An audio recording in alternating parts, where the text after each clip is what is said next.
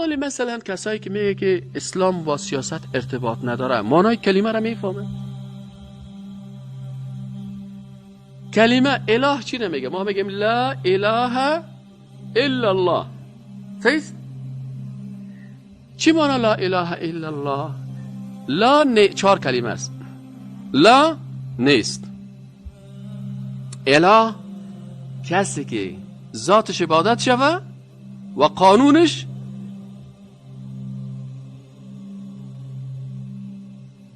بعضی کسان نصف دین میفهمن، نصف دین دیگره نمیفهمن.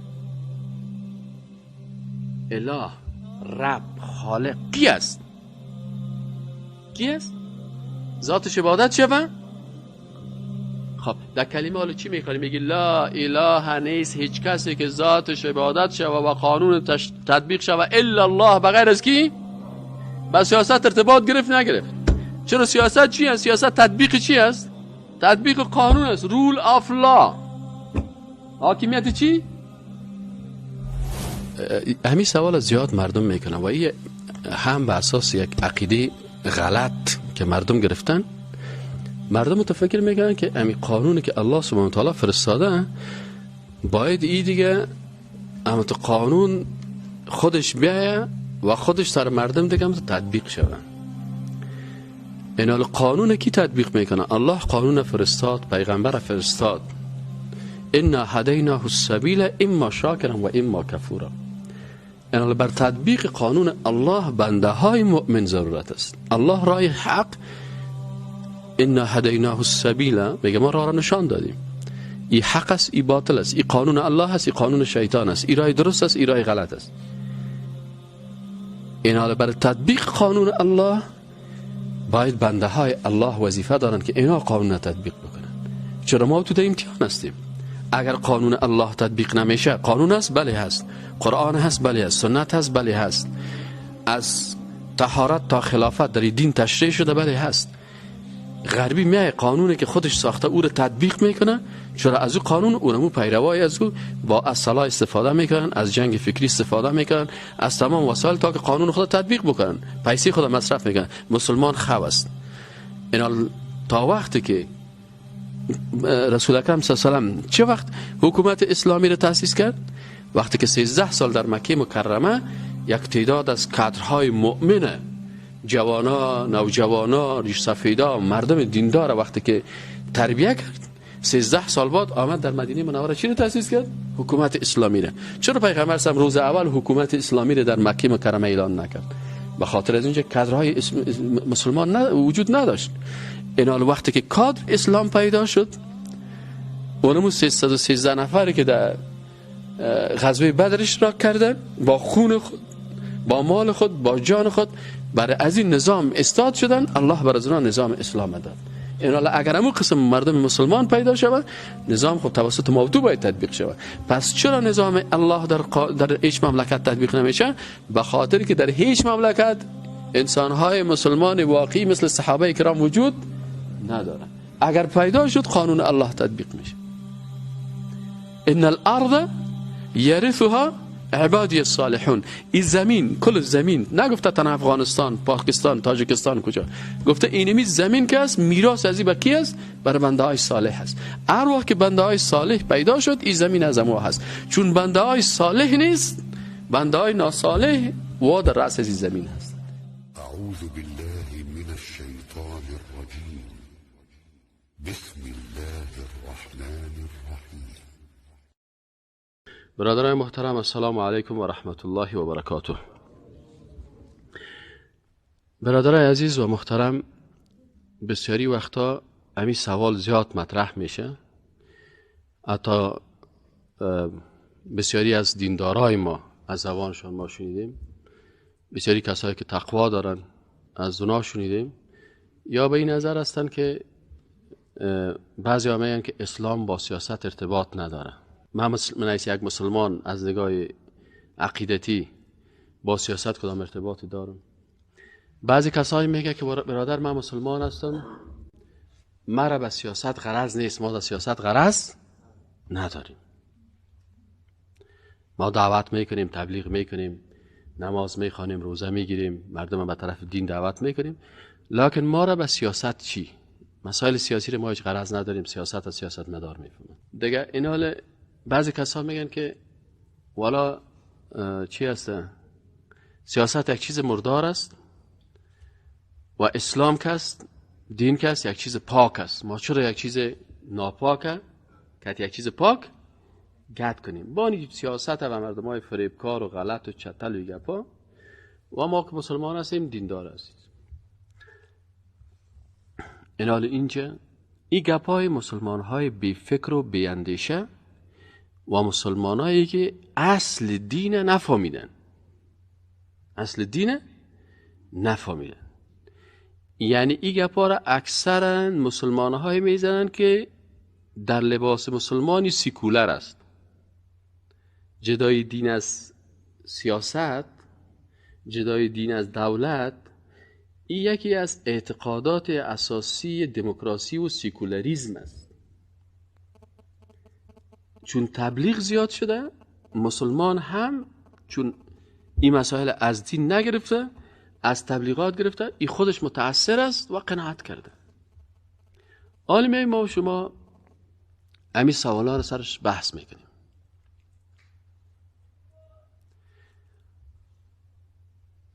سیاست خودش چی هست؟ سیاست علمای اسلام تعریف میکنن، میگه که القیام علی الشیء بما یصلحه، در رأس یک کار قرار گرفتن به خاطر اصلاح از او. مثلا حلقه درس است، در رأس از تو قرار میگیری که امی حلقه درس، امی سیستم درس در مسجد است، در مکتب است، در مدرسه است، در پوهنتون است، این چه قسم اصلاح کنی، چه قسم ترتیب کنی، چه قسم تنظیم کنی، این سیاست تعلیمی میگن. اگر در نظام عسکری میگی سیاست نظامی. اگر مسائل اقتصاد سرش بحث میکنی که اقتصاد مملکت چطور باشه، چه قسم عایداتش چه قسم باشه، مصارفش چه قسم باشه، پول چه قسم نگهداری شه، بانک چه قسم باشه، این سیاست اقتصادی میگن. اگر مثلا مملکت میخواد که چه قسم نظام داشته باشه، چه قسم قانون اینجا تطبیق شود، چه قسم حق مردم داده شود، اساسی حقوق چی باشه، این سیاست مملکت میگن. این حال سیاست در اسلام که است، در رأس یک کار قرار گرفتن به خاطر اصلاح از او، در یک پروژه داخل شدن به خاطر اصلاح اینمی مملکت. حال ما و شما میایم سر ازی که آیا در رأس سیاست یک کس شما را میگه که والا در سیاست مردمای فریبکار است، مردمای مثلا سیاست غلطی است، سیاست فریبکاری است، برش میگیم برادر عزیز، این سیاستی که تو تعریف میکنی که فریبکاری هست، به اساس تعریفی که در غرب میشه، حالا که تعریف میکنه میگه سیاست چی است؟ گرفتن قدرت سیاسی و حفظ کردن قدرت است. اینال در غرب وقتی که تو را میگه سیاست چی است؟ چه قسم قدرت بگیریم؟ اول، دوم، امی قدرت چه قسم حفظ کنیم، امی حکومت در دست ما باشه. این دو نقطه است. این حال در غرب چی میگه وقتی که تو قدرت چه قسم میگیری و چه قسم حفظ میکنی، اینمی هدف تو شد. از هر وسیله استفاده کرده میتونی، فریب میکنی، غلطی میکنی، مردم رشوت میتی، مردم پیسه میتی، مردم بگب بازی میتی، مردم با پیسه بازی میتی، مردم برش امتیاز واده میتی، مردم برش چوکی واده میتی، وزارت واده میتی، هر چی میکنی. منظور چی است که اینمی قدرت باید چی کنی؟ به دست بیاری. از هر وسیله غلط و فریب برش اجازه است. و ای که چه قسم این قدرت استفاده میکنی؟ با زور استفاده میکنی، مردم خفک میکنی، مردم فریب میتی، مردم برش تلویزیونا را میسازی، مردم برش شهوت‌ها را باز میکنی، بر بعض کسایی که زیاد توانایی داره برای قدرت میتی، دوز وزیر میسازی. منظوری است که قدرت چی کنی؟ نگاه بکنی. پس ایناله در رأس سیاست اسلام که برای اصلاح است، برای خیر است و برای تطبیق قانون الله است.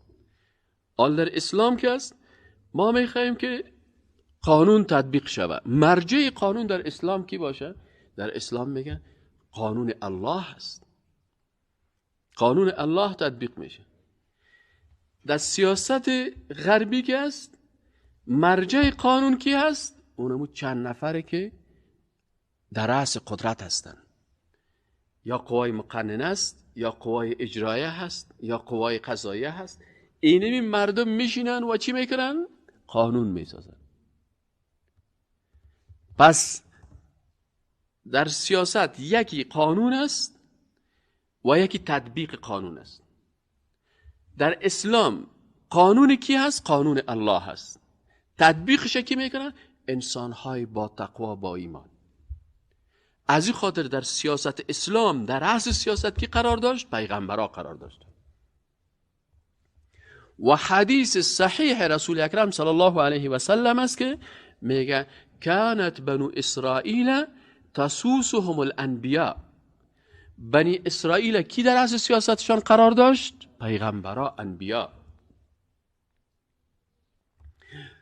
چرا انبیا در رأس سیاست اسلام قرار داشت؟ به خاطر که در سیاست یکی مرجع قانون است و یکی تطبیق قانون است. مرجعی که تو از او قانون میگیری کی است؟ قانون الله هست، شریعت الله هست. و این مرجع قانون شد. کی تطبیقش میکنه؟ در رأسش کی قرار داشت؟ پیغمبرها قرار داشت. پس قانون پاک و تطبیق کننده قانون پیغمبر معصوم و پاک است نیست. پس اینال اگر ما تو میگیم سیاست چتل است، این طرف است. چرا؟ به خاطر از اینجا سیاست از این چتل است که قانونش انسان ها میسازن. کدام انسان قانون میسازه؟ انسان قانون میسازه که خودش مبتلا به یکی از امراض است. اعضای پارلمان خودشان همجنسگرا هستند. پس قانون چی میسازن؟ جواز همجنسگرایی. خود قانونساز شرابخور است، به نفع خود چی میسازه؟ قانون جواز شراب نوشی. پس قانون چتل شد نشد. خودش زناکار است که قانون میسازه.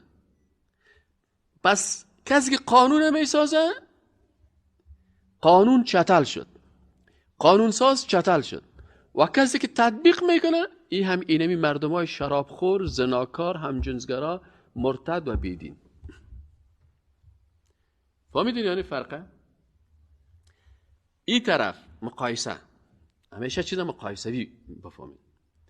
این طرف قانون کی ساخته؟ الله ساخته. قانون ساز کی است؟ الله هست. تطبیق کننده قانون الله کی است؟ انبیا هستند. الله پاک، قانونش پاک، تطبیق کننده قانونش سه چیز شد نشد؟ سه چیز. قانون ساز، تطبیق کننده قانون. این سیاست اسلام. قانونش الله ساخته، قانون ساز پاک. قانونی که الله ساخته خود قانون پاک است. تو را به اخلاق، به عفت، به عزت، به احترام، به شخصیت، به دوری از شراب، به دوری از مخدرات، به دوری از بی‌حیایی ها، کلش اساسات قانون اسلام است. پس قانون سازش پاک، قانونش پاک، و کی تطبیقش میکنه؟ پیغمبرا یا هم پاک شد. ارسش پاک شد نشد. این طرف قانون سازش کی شد؟ امو اعضای پارلمانی که کل شرابخور، زناکار، رقاصه، دز اصل نیست. پس قانون ساز چتل شد یا پاک شد؟ ناپاک شد. قانونی که ساختن، قانونی که میگه زنا بکن، شراب بخور، نو پرابلم، همجنسگرایی نو پرابلم، میگه نمیگه؟ از قانون. شما خب محصلین هستین اکثرتون، وقتی که یک گپ هم میزنین مقایسوی. پس کسی که قانون ساخت در غرب کی قانون هم میسازه؟ اعضای پارلمان. عضو پارلمان کی هست؟ رقاصه هست، شرابخور هست، زناکار هست، همجنسگرا هست. کل این مردم ها یا قانون ساختن. پس کسی که قانون میسازه ناپاک. قانونش چی است؟ ناپاک. چرا قانونی که زنا را اجازه بده، قانونی که شراب اجازه بده، قانونی که همجنسگرایی را اجازه بده، اینا محصل حقوق، محصل شرایط، محصل انجینری، جوانای مسلمان، اینا باید ما تو بفهمیم. اگر نفهمیم اون نفر میخیزه. گپ سر از این نیست که تو شیخ الحدیث شوی و حق نفهمی. مقایسه باید دنیا را بشناسی. پس سه اصل که در سیاست است: قانون است، قانون ساز است و تطبیق کننده قانون است. این سیاست است و کلش سر کی تطبیق میشه؟ سر رعیت بیچاره. صحیح شد نشد؟ حال ما گفت ما سر رعیت نیست. در سیاست کس این سه اصل باید در نظر بگیریم. باز رعیت پسان بحثش میه. حال در اینجا قانون سازش کثیف و مردار شد، قانونش کثیف و مردار شد و تطبیق کننده قانون هم کی است؟ اینمی حکومت است که از اینمی دزد، از اینمی شرابخور، از اینمی زناکار تشکیل شده دیگه. صحیح؟ حال اگر همی گپم یک آدم غربی میزنه که سیاست یک چیز چتل است، ناپاک است و دین یک چیز پاک است. چون سیاست از اونا را دین درش دخل نداشتن. گپ از او در غرب درست است. برش میگم که امی قاعده تو، امی قانون تو، امی فکر تو در غرب در قسمت سیاست تو درست است. در غرب گپ غربی برای خود غربی و قانون غربی و سیاست غربی درست است. اما ما مسلمان ها که هستیم در اینجا درست نیست. چرا اگر ما اینجا بگیم سیاست چتل است کافر میشیم نمیشیم؟ اگر بگیم سیاست اسلام چتل است چی مانا؟ قانون ساز دشنام دادی که خالق متعال است، قانونش دشنام دادی که قرآن عظیم شان است و کسایی که این قانون تطبیق کردن که پیغمبرها هست عرصه از تو دشنام دادی.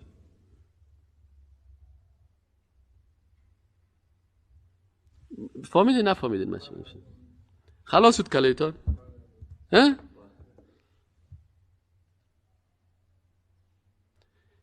یعنی حالا گفتم میتونی که سیاست چیز چتل است؟ حالا گفتم میتونی کی میگه من از سیاست غرض ندارم؟ بگو من از سیاست غرض داری نداری؟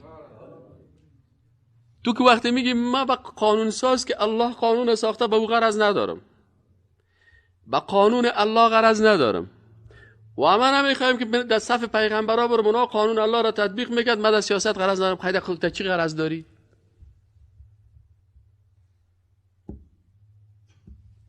در چی غرض داری؟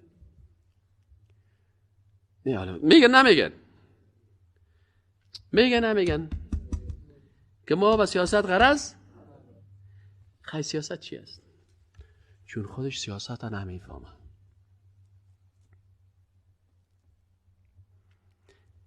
اینمی نماز خواندن جز سیاست است. نماز چی است؟ جز سیاست است نیست. مثلا در مسجد در جماعت رفتی؟ در مسجد در جماعت آمدیم نامدیم؟ برای نمازت کدام رقاصه را پیش میکنی؟ ها؟ مسجد نماز چی میگن؟ امامت صغرا میگن. چی میگن؟ امامت خلافت اسلامی رو چی میگن؟ امامت ابوبکر صدیق چرا خلیفه مسلمانان مقرر کردن؟ گفتن که پیغمبر خو کسی را تعیین نکرده.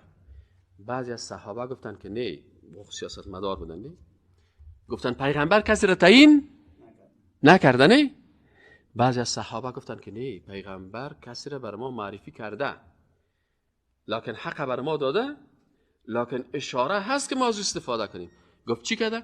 گفت برای امامت صغرا وقتی که پیغمبر مریض شد کی را گفت برای نماز بده؟ کی را؟ ابوبکر صدیق گفت نه. پس وقتی که ابوبکر صدیق صلاحیت از این داره که امامت صغرا را بکنه، حق از هم داره که امامت چی رو بکنه؟ چرا یکی از وظایف خلیفه مسلمان ها چی است؟ امامت مسجد است، خطابت است. امیرالمؤمنین باید برای مردم خطبه بخوانه. خلیفه مسلمان ها باید در مسجد بزرگ که کل مردم روز جمعه جمع میشن، ای باید اونو موجه بیاین و نماز جمعه را ای بته، خطبه جمعه را ای بته. بیانیه که مثلا بعض رئیس جمهورها میگه که بیانیه هفتگی رئیس جمهور شنیدین؟ ها؟ این بیانیه هفتگی رئیس جمهور که در رادیو میته، ای به طریق غرب است. بیانیه هفتگی رهبر مسلمان ها چه وقت باید داده شود؟ روز جمعه، در نماز جمعه، در خطبه نماز جمعه. پس از نگاه اسلام نماز جماعت 5 وقتی که تو هست در پشت امام که در مسجد هست. متوجه هستین؟ در پشت مسجد که استاد میگه در پشت امام استاد شونه. در افغانستان خو یک کاکاگا که کپ و کپه که بی سواد است استاد میشه، جای نماز خود وقت جای گرفتن. این خود اسلام تو نیست. مسجد افغانستان خو مسجد اسلامی نیست. این مسجد افغانستان گلمش جمع است. در این شرایط اسلامیش تطبیق. اما قانون اسلام چی است که در پشت امام کی باید استاد شود؟ علمایی که اگر امام اشتباه میکنه، یا برش فتحه میدن، و اگر امام وضوع شکست، امام مبرای ایره چی میکنه؟ حالا من مثلا وضوع من در نماز شکست، بینیم خون شد، نه؟ حالا میخوایم که صف اله بدیم، کاکاهای در پشت سرم استاده است. اگر کشش کنم میده 3 ساعتی کش نمیشه، گپم نمیفهمه، نمازم خراب میکنه، مجبور هستم روی خود در میگم بیادران وضوی من شکست، برین اثر یک کسر پیدا. اما در اسلام چی گپ است؟ امام وقتی که وضوی شکست، همه عالم است، استاد است، وقتی که وضوی من شکست در بین نماز وضوی شکست، بیریم خون شد. یا یک مشکل دیگه برای امام پیدا شد، سیست انسان است.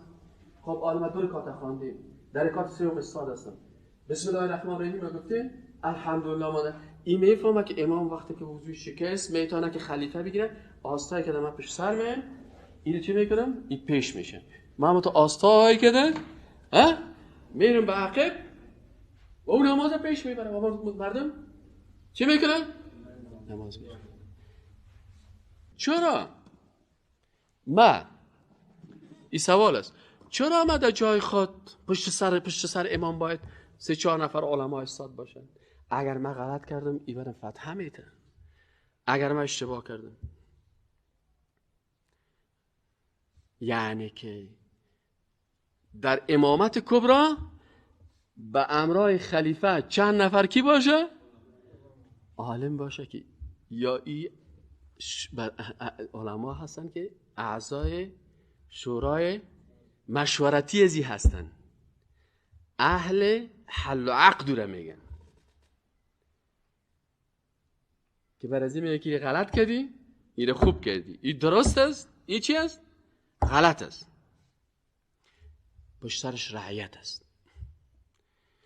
این نمیشه مردم های دیگه که در پشت سر امام استاد هستن تا چه وقت از امام اطاعت میکنن؟ تا وقتی که این امام مطابق قرآن و سنت برشان نماز پیش میبرن. اگر دید که مخالفت با قرآن میکنه و مخالفت با سنت میکنه، صدا میکنن سرش؟ نمیکنن. اگر یا صدا نکرد با چی میکنن؟ صدا میکنن. اگر باز نشد نماز خدا نمیخونه، پشت سرش باش میگه که بابا سیب تو ناقی لونگی چی میگه، قواره چی میگه، تو لیاقت امامت نداری، تو قرآن نمیفهمی، نه سنت نمیفهمی، نه نماز درست میتی، نه تو رس موتر پجرو روان هستی، این خو امامت نمیشه. سهم شد. فهمید یعنی؟ پس خود 5 وقت نماز جماعت خواندن شیوه سیاست برای ما نشان میده نمیده. عین 5 وقت نماز جماعت اگر ما در خود خلافت تطبیق بکنیم که کی باید پیش شود، در پشت سرش باید کدام مردم استاد شوه و تا چه وقت امام صلاحیت چی داره؟ اطاعت داره. چه وقت از اطاعت خارج میشه؟ چه وقت ایره باید منفک کنیم؟ این کلش در 5 وقت نماز گفته میشه. خب آل اسلام، خب آل مثلا کسایی که میگه که اسلام با سیاست ارتباط نداره، معنای کلمه را میفهمن؟ کلمه اله چی نمیگه؟ ما میگیم لا اله الا الله. صحیح؟ چی معنی لا اله الا الله؟ لا 4 کلمه است. لا نیست. اله کسی که ذاتش عبادت شوه و قانونش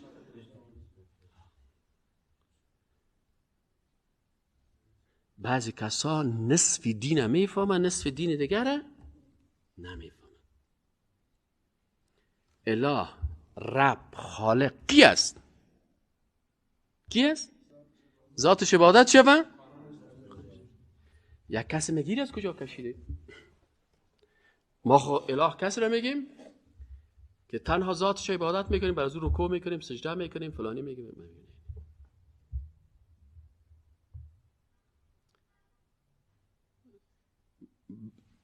حق داره بگه بر من سند از قرآن بده. حق داره که بگه سند از چی بده؟ برش میگیم خب آیت شریف اتخذوا احبارهم و رهبانهم اربابا من دون الله، این قرآن است؟ میگه بله. مفسرین این آیت چه قسم تفسیر کردن؟ در تفاسیر میگن که رسول اکرم صلی الله علیه و سلم این آیت خوان که اتخذوا گرفتن. کی گرفتن؟ نصرانی ها. احبارهم علمایشان را، احبار جمع حبر است. حبر اصلا رنگ میگن و علما را به خاطر چی حبر میگفتن؟ که یا رنگ قلم زیاد استعمال میکن. شاگردای ما چرا 6 سال اینجا درس میخوانه عالم نمیشه؟ چرا که یا دستشان قلم و کتابچه و کاغذ رنگ نیست. هر کسی را که دید پیش روش کتابچه ماندگی است. چند نفر است؟ تو عالم میشه، تو عالم میشه، تو عالم میشه، تو داری 4 عالم میشه، تو عالم میشه، تو کتابچه داری یا نیم عالم میشه، این عالم میشه. این از شما باور بکنید باقی مانده شما 10 سال دیگه هم اینجا درس بخوانین، 10 سال دیگه هم درس بخوانین، همینجا بیاین و کاغذ و قلم نداشته باشین، شما مردم از زنده خاط یاد کردین. خب مثل است این خاط یاد کردین اگر عالم شوین. اگر عالم شدین من براتون جریمه میتم. اگر شدین به هر درس میرین. چرا؟ از این گوشت میره، از این گوشت میبره. اما وقتی که با قلم نوشته کردی، میگه نوشته کردن با قلم، وقتی که با قلم یک چیز رو نوشته میکنی مثل که نمی دستی رو در قلب تو نوشته کرد. در کجا نوشته کرد؟ نکنی نوشته نمیر کاغذ قلم. اگر 10 سال بالم اگر مسئله رنبانی یادت میره. اینمی برادر میخوایم اینمی درس بره در مسجد منطقه خود بده، بسیار با راحت میتونه بره درس بده. ولی کتابچه رو پیش روی خود میمانه برش بگو تو ولی که خود نر شوی که همینجا بیاد جای همین خلاصه درسام بگویی. یک کسی که کاغذ داره برش بگو بیا خلاصه درس بگو، ورقه پیش روی خود میمانه. چرا مطمئن است اگه چیزی یاد رفت سون ورق سل میکنم. اما اون کسی که نوشته نکرده برش میگم تو بخی خلاصه ایشو بگو. نه دعوتگر شده میتونی، نه عالم شده میتونی. فهمیدی یعنی؟ درس گوش میگیری. اما مثل چی واره؟ مثل یک نفر که هر روز جمعه میره گپای مولوی سه گوش میگیره، از این گوشش میدره، از این گوش دیگهش میبره. اما کسی که نوشته میکنه او رو طالب العلم میگن. از این خاطر احبار کی نمیگفتن؟ علما را میگفتن. چرا؟ احبار جمع حبر است و حبر از چی گرفته شده؟ از رنگ. یعنی معنایشی از در قرآن میگه که اگر میخوای عالم شوی باید که چی باشه؟ قلم و کاغذ باشه. چرا قرآن چی میگه؟ اول گفته که نون والقلم و ما یسترون. الله قسم خورده که قسم است به قلم و قسم است به آن چیزی که نوشته، چون قلم و نوشته کردن پیش الله بسیار ارزش داره. اتخذوا احبارهم و رهبانهم، گفت اتخذوا گرفتن. احبار چی نمیگن؟ جمع حبر و حبر عالمه میگن. گرفتن علمای خود را. و رهبانهم، رهبان جمع چی است؟ جمع راهب است. راهب چی نمیگفتن؟ او کسایی که در نصرانیت ترک دنیا میکردن و در کلیسا زندگی میکردن. در اسلام راهب نیست. راهب راهبه در اسلام نیست. این عقیده از واست، در دین از واست. خب و منسوخ است. قرآن میگه که نصرانی ها گرفتن علمای خدا و صوفیای خدا چی گرفتن؟ ارباب جمع چی است؟ رب است. یعنی خدایان گرفتن. نصرانی ها علما و صوفیای خدا چی گرفتن؟ خدایان گرفتن.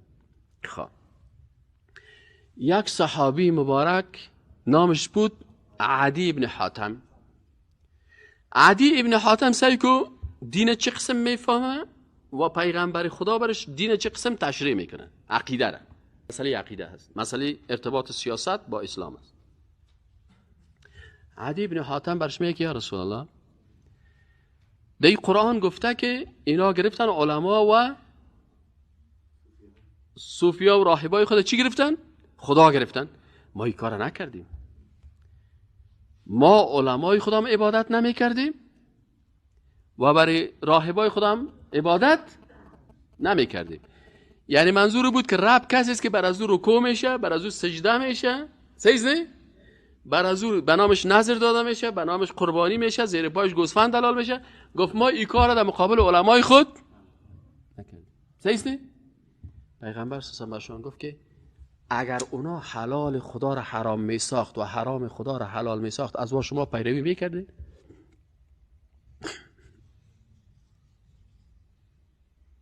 فهمیدین گپشه؟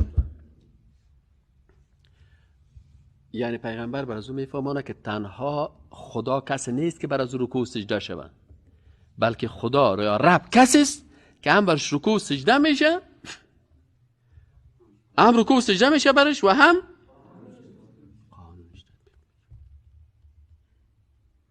گفت اگر حلال الله را حرام می ساختن و حرام الله را امی علما، مثلا الله میگه گوشت کفتر حلال است، راهب صاحب چی میگفت؟ گوشت کفتر را نخوری، کفتر شاد شمشیر بخوری میکشید. الله میگه کفتر شاد شمشیر حلال است، بکشش بخو. سیسته؟ راهب چی میگه؟ کفتر را نخوری. الله میگه گوشت گوسفند بر تو حلال است، بخو. راهب میگه گوشت گوسفند نخوری که باز تو تقوایت کم میشه. پیغمبر که گوسفند خورده و تقوا نداشت میگه. در حدیث وقتی که میخوانیم که پیغمبر خدا صلی الله علیه و سلم ران گوسفند کباب کرده، خورده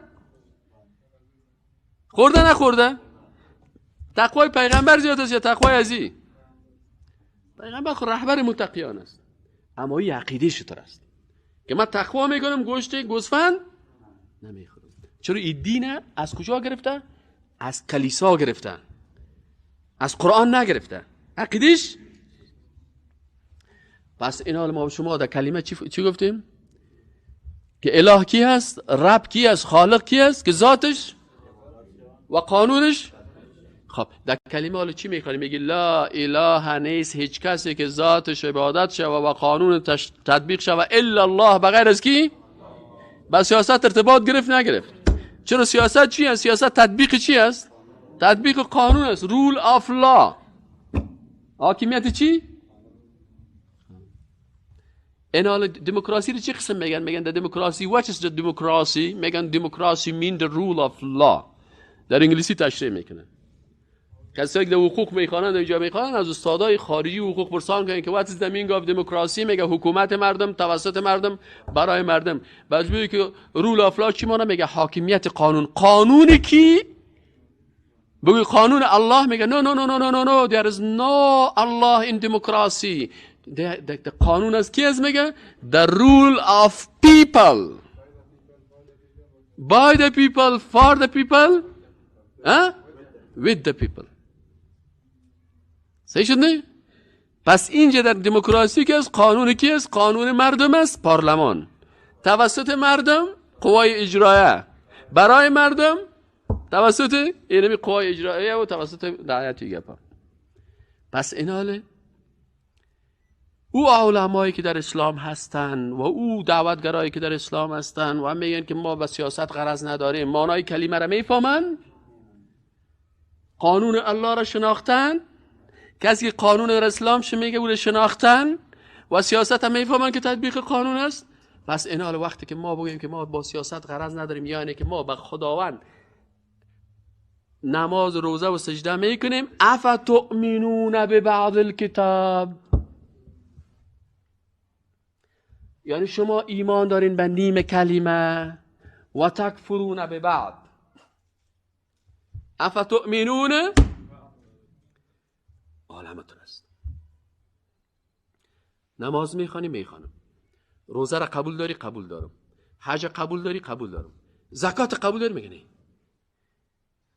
زکات مربوط اقتصاد اسلام میشه. چی را قبول داری؟ مالیه را قبول داری؟ در دموکراسی. زکات قبول؟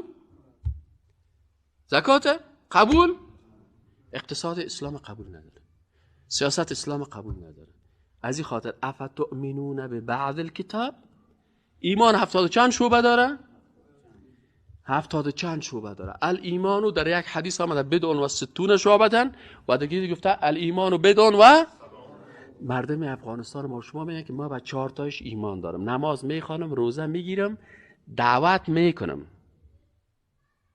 نماز، روزه، ذکر، دعوت، تسبیح 1000 دانه‌ای دارم، دیگرانم دعوت میکنم، خوب نمازم میخوام، روزه میگیرم، اما زکات نمیدم.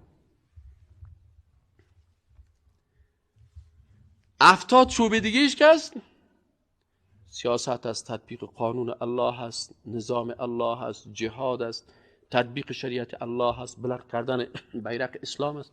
یارو میگه من غرض با خوب و بد خلق جهان کار. این گپ مسلمان است؟ این گپ مسلمان است؟ این عقیده اسلام است؟ از این خاطر برادر عزیز کلمه لا اله الا الله، کلمه لا اله الا الله با عقیده ارتباط داره نداره؟ خب با طریقی کی؟ آلیا کس میگه من می دین تطبیق میکنم، با طریقی کی؟ والا صاحب طریقی قادریه، طریقی چشتیه، طریقی فروردیه، طریقی مثلا نقشبندیه و چطور شدن؟ برش میگه محمد رسول الله، لا اله الا الله با طریقی کی شد؟ اینا اگر طریقی پیغمبر طریقی خوب است، کامل است، بعد اگر طریقه نیاز است، یا طریقی پیغمبر ناقص است، ما بریم طریقی دیگه بسازیم که اینو چی کنه؟ تکمیل کنه. یا خود طریقی پیغمبر خوب است بس است دیگه. تو خودت کلمه میخوانی که لا اله الا الله نیست هیچ کسی که ذاتش عبادت و قانونش تطبیق شه و بغیر از الله، اینمی ذاتش که عبادت میشه ذات الله و قانون الله تطبیق میشه. به طریقه کی؟ به طریقه استاد دایی؟ نه. به طریقه استاد عابد؟ نه. به طریقه نقشبنده؟ نه. به طریقه فلانی؟ نه. به طریقه کی؟ به طریقه محمد رسول الله. از این خاطر میگه اصل در دین چی است؟ قرآن است که الله فرستاده و سنت است که رسول الله او را تطبیق کرده و روش طریقی از او.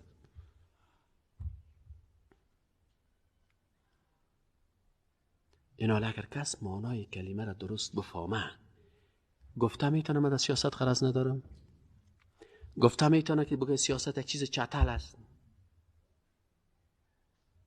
میتونه گفته از این خاطر ما گفتن نمیتونیم، چرا که اگر من یه بزنم من بشم اینی اساسات است. حکومتی را که رسول اکرم صلی الله علیه و در مدینه منوره ساخت نساخت حکومت در مدینه منوره تأسیس کرد نه؟ آفرین.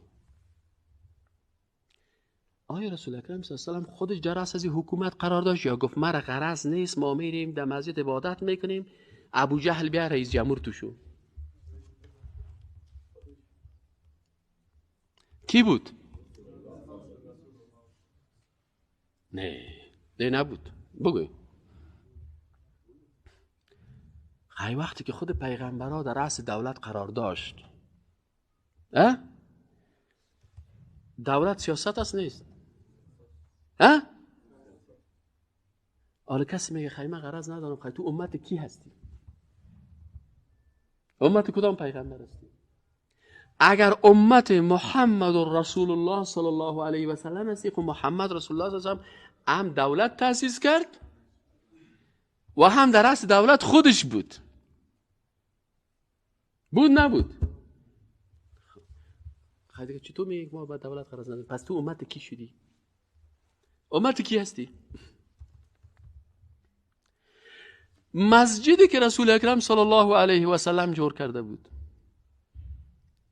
بعضی از کسان میگن که بهتر در مسجد گپ سیاست نزنی. در مسجد این سیاست هم میگه کار دنیایی است. سیاست کار دنیایی نیست، کار آخرت هست. در مسجد گفته گپای دنیایی رو نزن. گپای دنیایی چی معنی؟ یعنی که در بین مسجد غیبت نکو، در بین مسجد قصه جوانیایی تا نکو. اما در مسجد نبوی که رسول اکرم صلی الله علیه و تأسیس کرده، میفهمید چی بود؟ چندین ستون داشت. هر ستون یک نام داشت.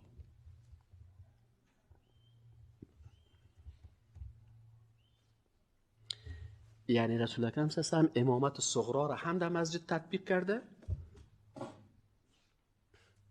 چون مدینه منوره است، نو شروع کردن، هنوز امکانات نیست. پس در مسجد ستون است. یک ستون مسجد نبوی ستون تعلیم و تربیه نام داشت. ستون چی نام داشت؟ تعلیم و تربیه. یک ستونش ستون سیاست، یک ستونش ستون قضا، یک ستونش ستون دیپلماسی، یک ستونش ستون عبادت. متوجه شدید؟ انال صحابه کرامی ستونها را میشناختن. اگر میدیدن که رسول اکرم صلی الله علیه و آله آمد در مسجد داخل شد و رفت در پیش ستون تعلیم و تربیه شیشت، پس صحابه میگفتن آل فعلا رسول اکرم صلی الله علیه و آله میخواد بر ما چی بده؟ درس بده. حلقه درس میامد، کتش میشیشتن، ما برشان درس میدن. اگر میرفت در او ستون دیپلماسی میشیشت، میفهمیدن که میمانای خارجی و وفد میایه. صحیح است؟ ما باید غرض نگیم اونجا میایه کتازو میشینه. پس رسول اکرم صلی الله علیه و آله کت میمانای خارجی مصروف است. اگر میدید که رسول الله صلی الله علیه و آله در ستون قضا شیشته، مردم میامدن و میگفتن که پیغمبر صلی الله علیه و ما و فلانی در سر این زمین انت مشکل داریم، برای ما چی کو؟ فیصله. پس قضا در داخل مسجد میشد، سیاست در داخل مسجد میشد، وفدهای بیرون از اهل کتاب یا که میامدن در داخل مسجد پذیرفته میشدن و داخل مسجد امامت صغرا در مسجد میشد و امامت کبرا هم در مسجد میشد. تعلیم و تربیه هم در داخل مسجد بود. اما آل در افغانستان چند وقت پیش در زمستان من یک جای سفر داشتم. در داخل ترمینال منتظر طیاره هستیم که یک کس آمد بر من دست داد، سلام علیکی کرد.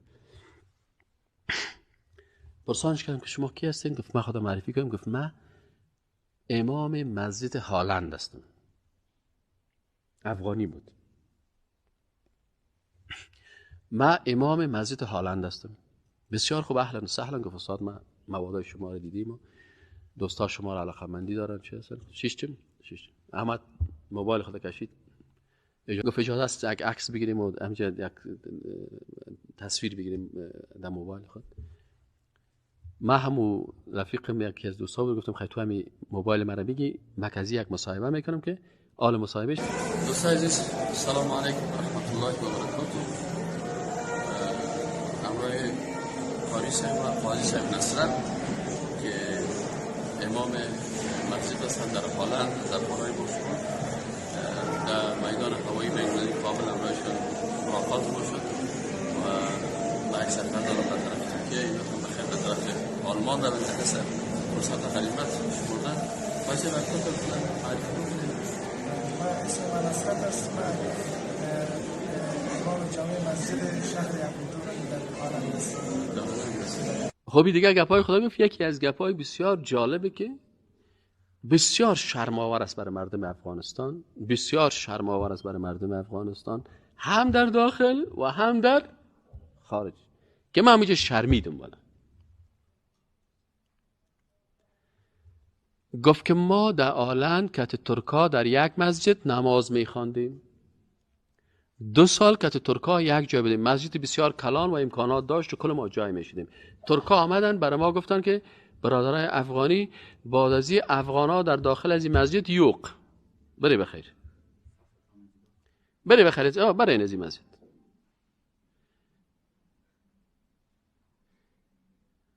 یالا برین براتون مسجد پیدا کنین و دیگه در مسجد ما. میگه ما پرسان کردیم خب مشکل چی است؟ گفت مشکلی است که شما در مسجد برای عبادت خدا خود نمیایین، شما مسجد خراب کردین، شما در مسجد به اهدافی که مسجد ساخته شده شما به او اهداف شما افغانا نمیایین. مسجد برای عبادت است، مسجد برای تعلیم است، مسجد برای درس است، مسجد برای روشن ساختن مردم که دین بشناسن. در مسجدی که شما اینجا در هالند میایین، در مسجد شما یک روز میایم چی گپ است؟ افغانا فاتحه دارن. فاتحه در کجاست؟ مسجد ما رو خراب کردین. کت بوت و کت سقل و اون دو هم داخل میشه و مردار خور و بینماز میایین صاحب استاد است، او بر از او رکوع میکنه، او بر از او خلیق خم کرده میره. اینا کجای دین است؟ برین. یا مسجد شما برای فاتحه گیری است؟ مسجد شما روز مولود است، روزی که پیغمبر 24 ساعت باید پیغمبر صلی الله علیه و سلم 24 ساعت پیغمبر صلی الله علیه و سلم به یاد داشته باشه، نیستین.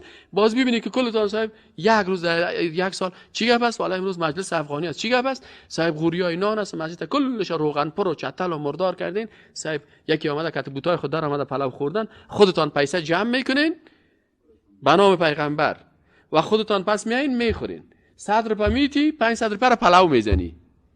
ها؟ یک نفر 100 روپیه داده 16 تا نواسای خودم کت خدا آورده. این قسمی خواهگه باش آدم در یک هتل بره بگه هتل جان من 100 روپیه میتم تا دیگه همون تو بوفه. ها؟ این گفتی سیستم که شما جور کردین. گفت صاحب شما تمام روز محفل گیری است، محفل چیزی است و اینی است و اینی است و در معراج پیغمبر سم معراج رفته، در معراج روزه گرفتن نیست. کی میگه در روز معراج یا شب معراج عبادت است و در روز معراج چی است؟ اگر این عبادت بگی بدعت است، چرا که پیغمبر نکرده، صحابه نکردن. در موبایل برام میگه که هر کس که روز معراج روزه بگیره 6 ماه ثواب داره، مثل که 6 ماه. در کدام کتاب آمده؟ کدام پیغمبری را گفته؟ از دل خود در دین داخل میکنه. روز معراج شما تجلیل میکنه، شب معراج شما تجلیل میکنه، شب مردی بیچاره شب از کجا کرد؟ این در کدام کتاب است؟ شب مردا، عید زنده، عید بر زنده گرفتین، شب از مردا. شب مردا در کدام کتاب است؟ در شب مردا کی گفته که حلوا پخته کو، باز او بادام پسته روان بکو. در روز عاشورا کجا شولک پخته کردن است؟ در روز عاشورا پیغمبر سم روزه گرفته، پیغمبری که تو به او ایمان داری او روزه گرفته، گفته که سال آینده زنده باشم نهم شام روزه میگیرم. او روزه میگیره تو شربت میخوری، او روزه میگیره تو شوله میخوری. امت کدام پیغمبر هستیم؟ گفت ما را کشید از مسجد. ترکا ما را کشید، گفت که بیادرها بسیار ببخشید دیگه از اینجا بریم. باز گفت ما رفتیم یک دکان یک جای بودم، ما را گرفتیم بر خود. گفت حالا کم کم من امام هستم، من بوجا تعداد طفلای افغانی را درس میدم، یا اینطور است.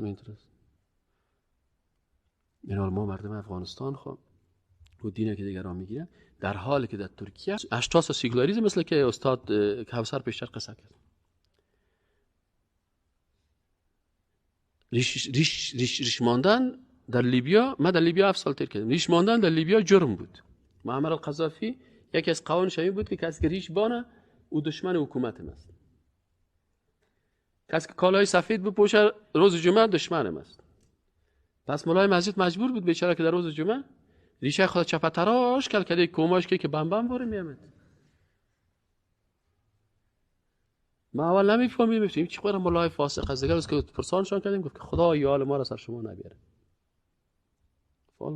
در مصر جمال عبدالناصر کافر بیدین مرتد ریش حرام بود در حکومتش، پیران سفید پوشیدن حرام بود، لنگی حرام.